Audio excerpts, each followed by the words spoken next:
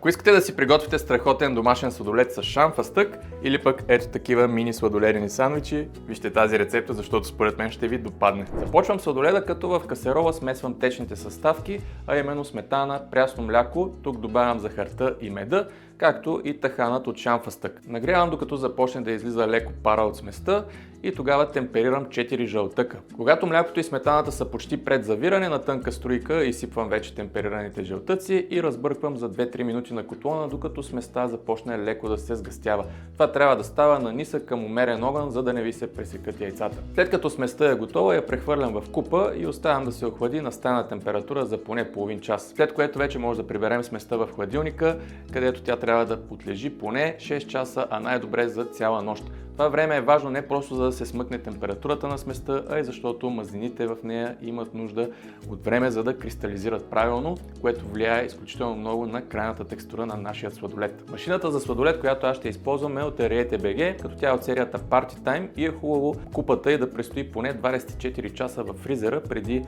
правенето на сладоледа, за да може да замръзне напълно. Между другото, в сайта Ariete.bg от 22 май има кампания по случай 1 юни с големи намаления до 40% на серията Party Time, в която може да откриете страхотни предложения, които да забавляват най-малките в семейството. Така че ако желаете, влезте, разгледайте и се възползвайте. А с промокодът Mimiro10 получавате дори 10% допълнителна отстъпка върху вече намалените уреди. На следващия ден сместа, както може да видите, е доста по-гъста, отколкото когато я прибрах в хладилника.